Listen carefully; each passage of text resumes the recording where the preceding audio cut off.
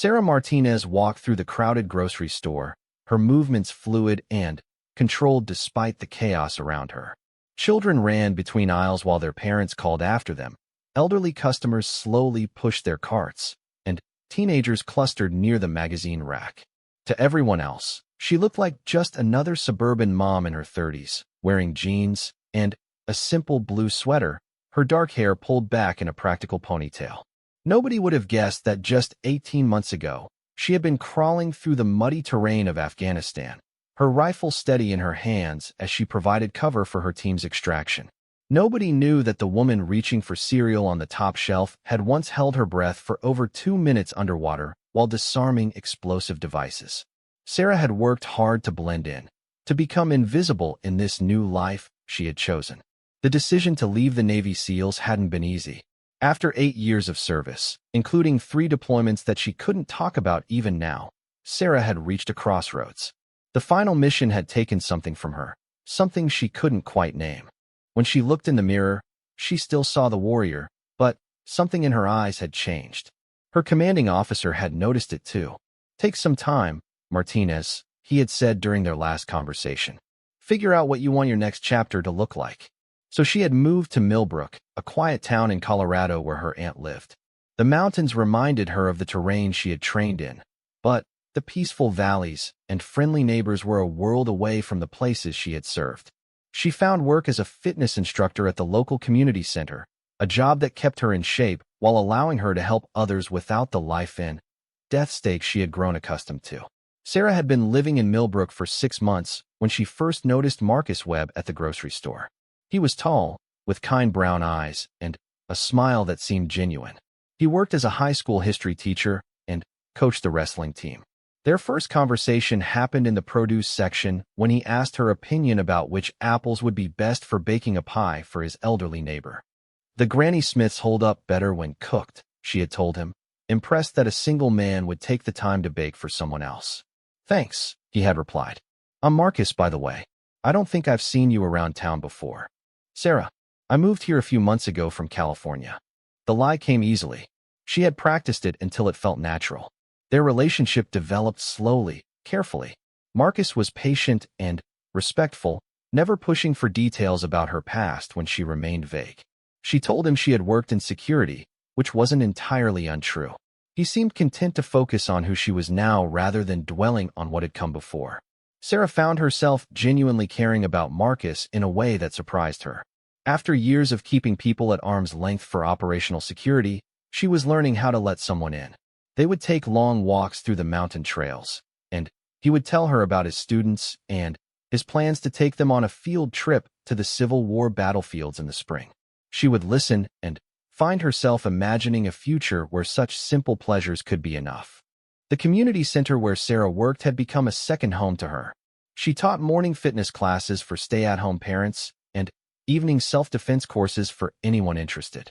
Her classes were popular, though some students joked that she was almost too good, moving with a precision and awareness that seemed professional.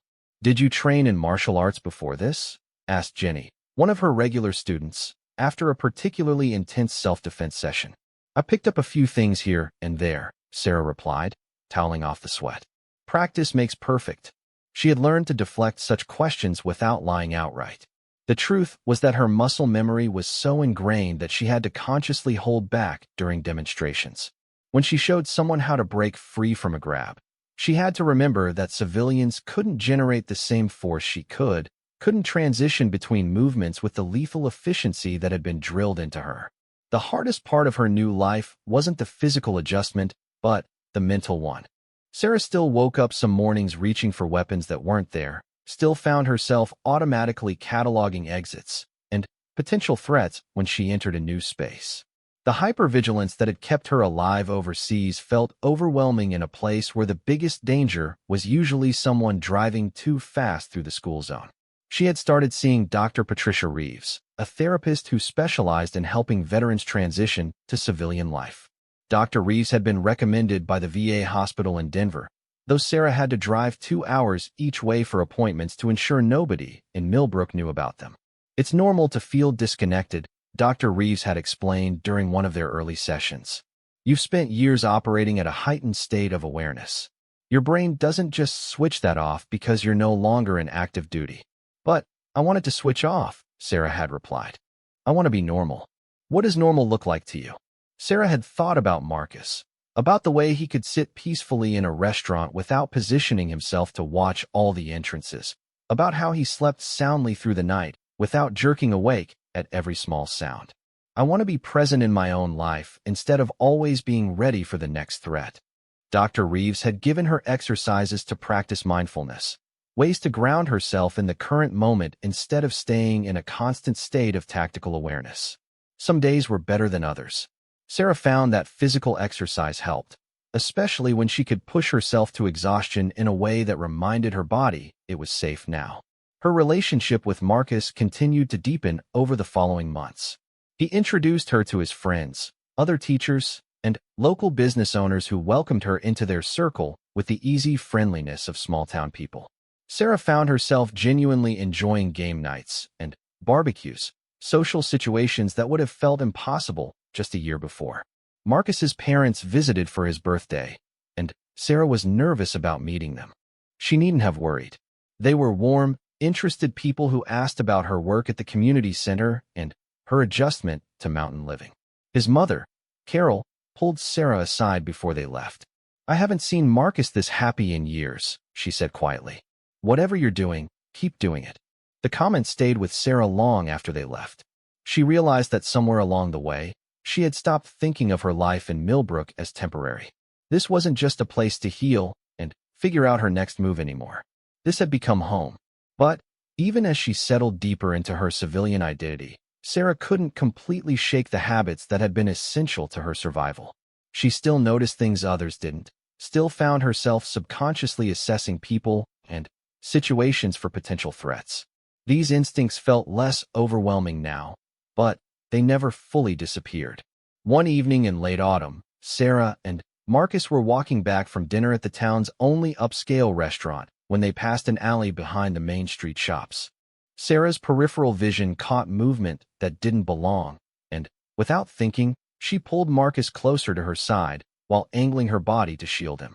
What is it? He asked, following her gaze toward the shadows.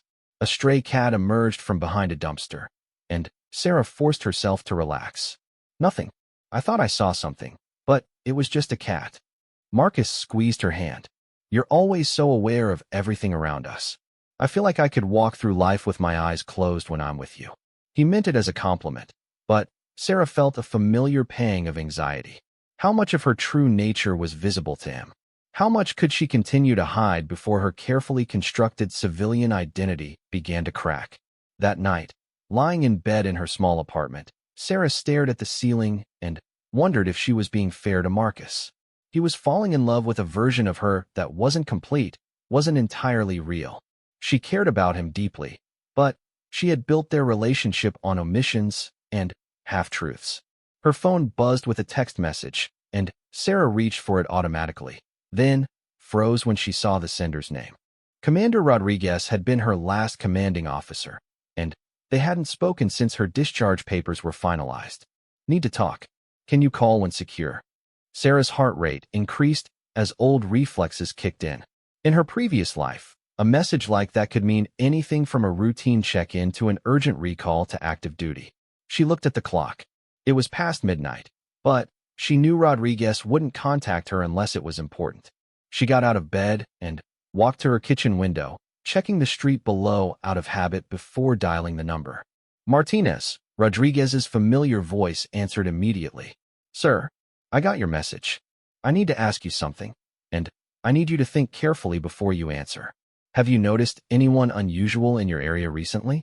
Anyone who seemed out of place or showed particular interest in you? Sarah's blood went cold. What kind of interest?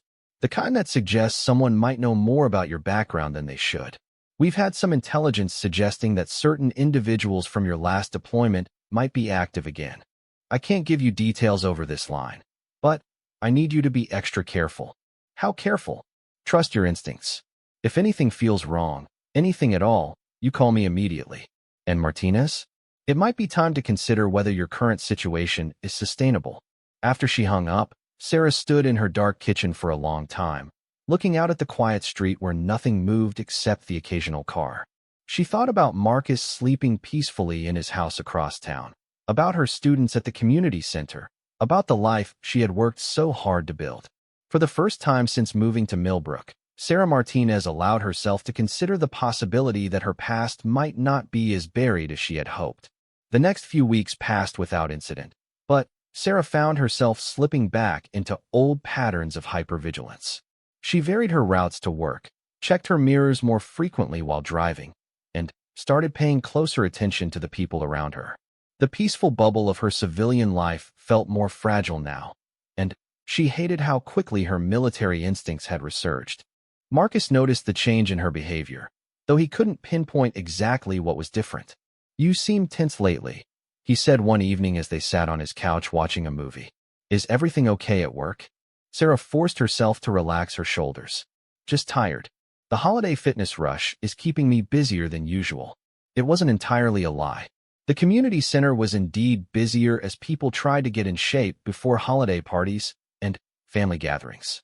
But the real source of her tension was the constant low-level alertness she couldn't shake, the feeling that she was being watched even when she logically knew she was safe. 3 weeks after Commander Rodriguez's call, Sarah was locking up the community center after her evening self-defense class when she noticed a man standing across the street.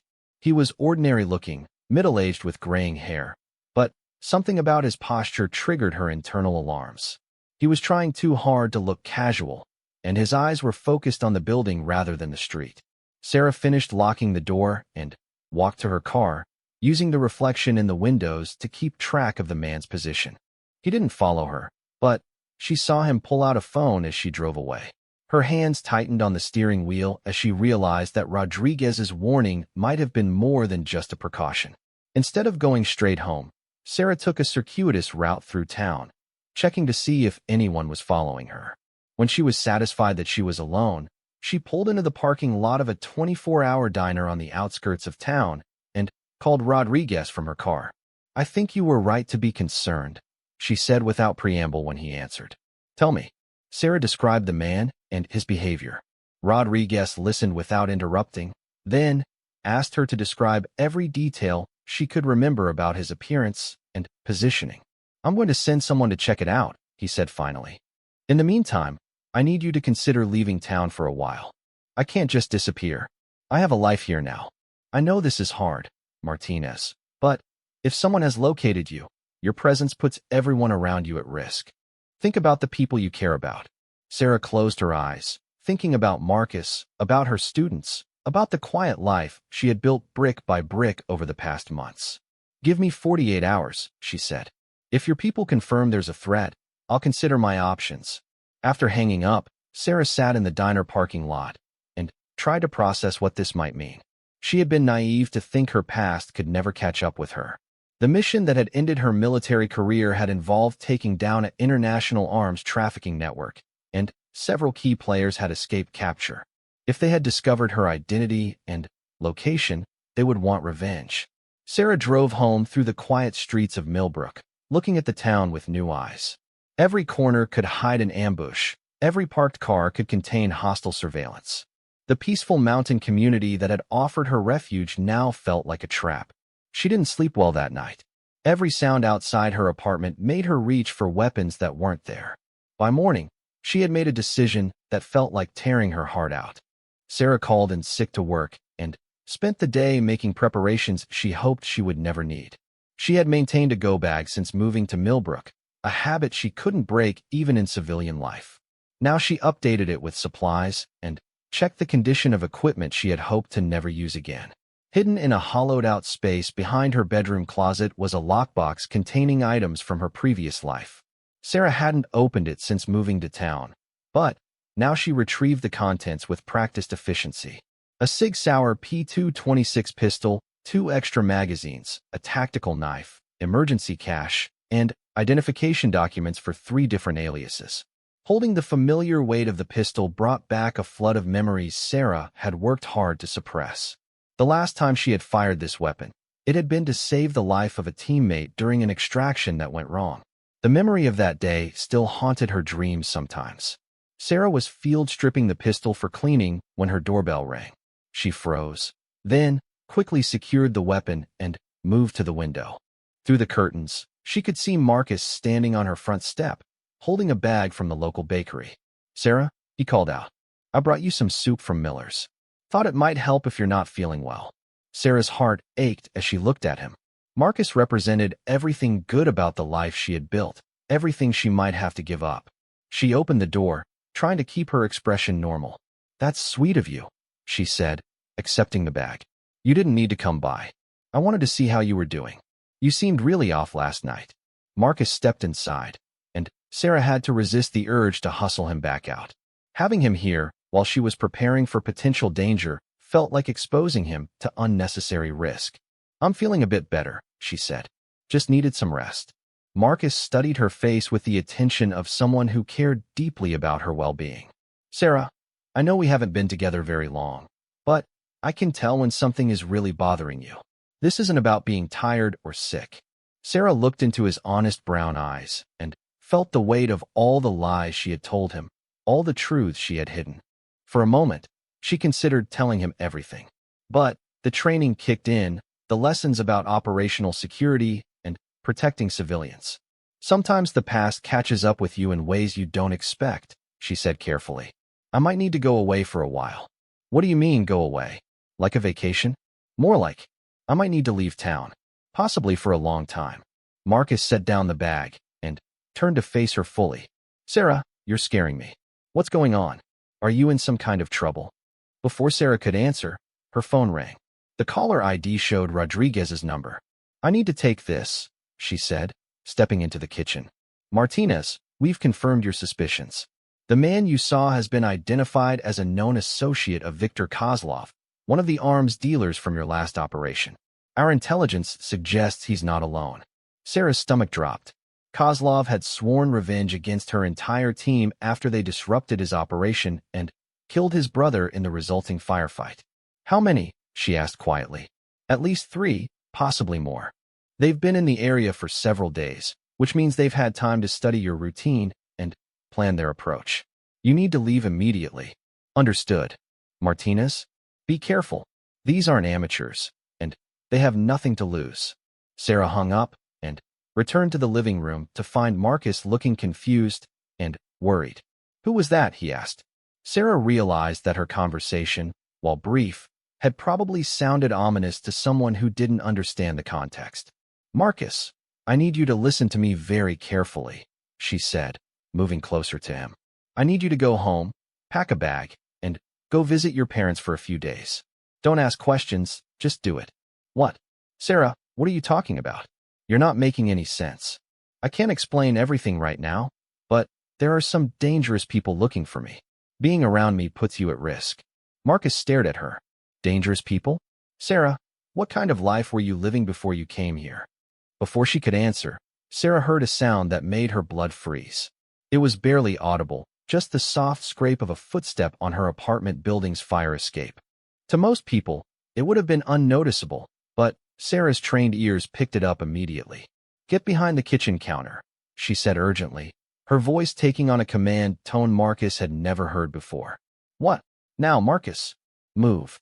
Something in her voice must have convinced him, because he quickly did as she ordered. Sarah moved to her bedroom and retrieved the pistol she had been cleaning, checking the magazine and chambering around with practiced efficiency. When she returned to the living room, Marcus was crouched behind the counter, his eyes wide with shock. "Sarah, what is that? Why do you have a gun?" "Stay down and stay quiet," she whispered, moving to a position where she could watch both the front door and the window. The next few minutes felt like hours. Sarah listened intently, tracking the subtle sounds of movement outside her apartment. Her training told her there were at least 2 people positioning themselves for entry. They were good, but not as good as her former teammates would have been. The front door exploded inward with a tremendous crash, and 2 armed men rushed through the opening. Sarah had positioned herself at an angle that gave her cover while maintaining clear sight lines, and she reacted with muscle memory that bypassed conscious thought. Her first shot dropped the lead man before he could fully enter the apartment. The second attacker dove for cover behind her couch, returning fire with a spray of bullets that shattered her television and embedded themselves in the wall where she had been standing moments before. Sarah had already moved, flowing from one position to another with the fluid grace that had made her one of the Navy's elite warriors. She flanked the couch and put 2 rounds center mass into the second attacker before he could adjust his position.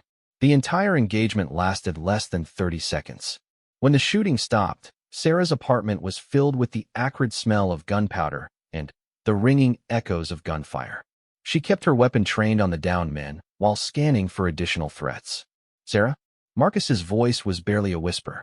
She glanced back at him, still crouched behind the counter. His face was pale with shock, and he was staring at her as if seeing a completely different person. "Are you hurt?" she asked, though her eyes never stopped scanning for additional threats. I don't think so." "Sarah, what just happened? Who were those people? How did you do that?" Sarah heard sirens in the distance, growing closer. Someone had called the police, which meant she had very little time before this situation became much more complicated. "I need you to listen to me," she said, finally, lowering her weapon but keeping it ready. "When the police get here, you tell them exactly what you saw. 2 armed men broke into my apartment and started shooting. I defended myself with a legally owned firearm. That's all you know." "But, Sarah, that's all you know," she repeated firmly. "Do you understand me?" Marcus nodded slowly, still staring at her with a mixture of confusion and something that might have been fear. The sirens were getting closer now. Sarah quickly checked the bodies to confirm they were no longer threats, then secured her weapon and prepared to explain to the local police why her apartment looked like a war zone. As she waited for the authorities to arrive, Sarah looked at Marcus still crouched behind her kitchen counter, and she knew that whatever happened next, the peaceful life she had built in Millbrook was over. The woman Marcus thought he knew had just killed 2 men with professional efficiency, and no amount of explanation would ever completely bridge that gap. Her past had finally caught up with her, and there would be no going back to the simple existence she had fought so hard to create. The Millbrook Police Department was not equipped to handle what they found in Sarah's apartment. Chief Daniel Morrison, a 20-year veteran who thought the most excitement his town would ever see was the occasional drunk driving arrest, stood in the middle of what looked like a combat zone trying to make sense of the situation. 2 men lay dead in the living room, both armed with military-grade weapons. The woman who lived here, a quiet fitness instructor whom he had met at community barbecues, sat calmly at her kitchen table answering questions with the precise language of someone who understood exactly what information to provide and what to withhold. "The first man came through the door firing," Sarah repeated patiently. "I took cover and returned fire in self-defense. The second man continued the attack, and I neutralized the threat." Chief Morrison noticed how she used terms like neutralized the threat instead of killed or shot. He also noticed that despite having just been in a firefight, her hands weren't shaking and her voice remained steady. "Ms. Martinez, I have to ask again where you learned to handle a firearm with this level of proficiency. These men were professionals, and you took them both down in what my investigator tells me was probably less than 30 seconds.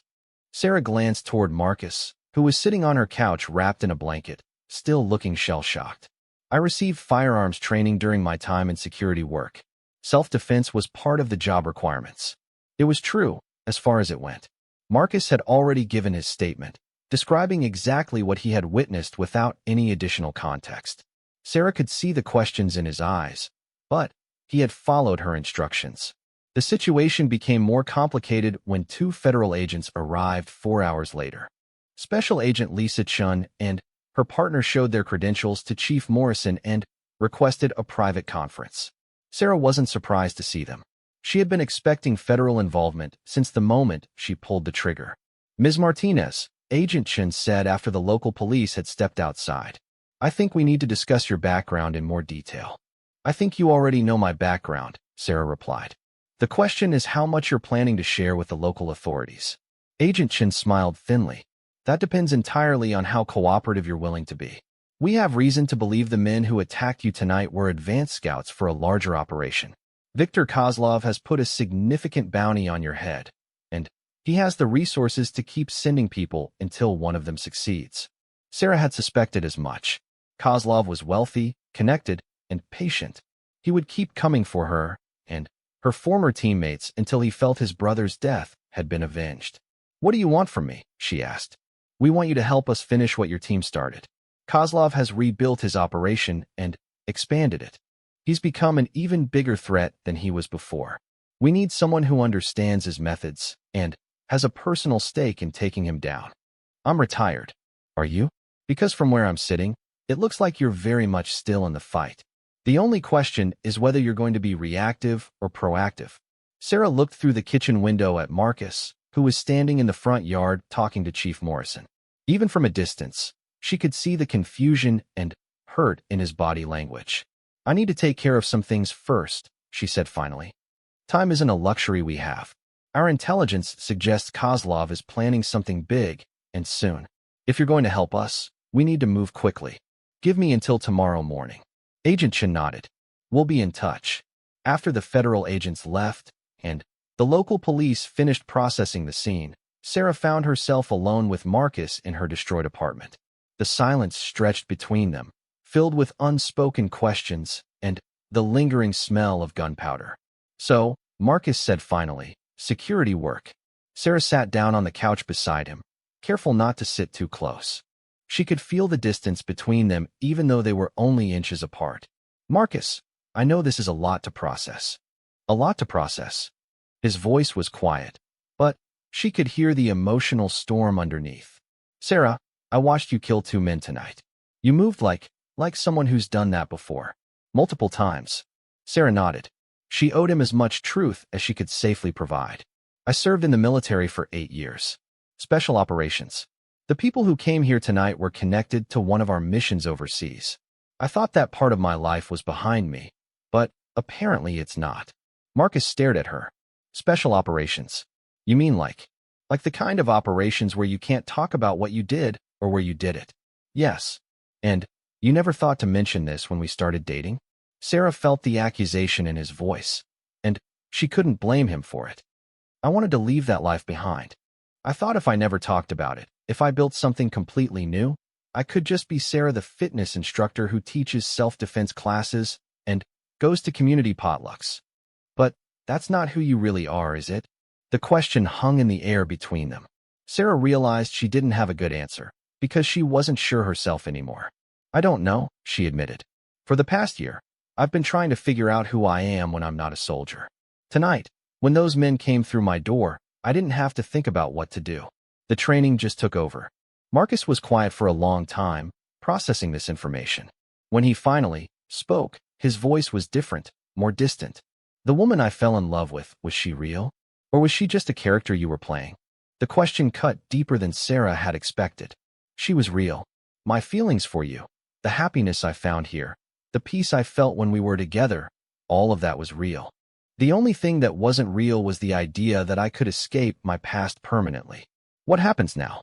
Sarah looked around at her destroyed apartment, at the chalk outlines where 2 men had died, at the bullet holes in her walls that would never fully disappear. "Now I have to decide whether I'm going to keep running or whether I'm going to end this once and for all. And if you choose to end it, then I have to go back to being the person I used to be, at least for a while."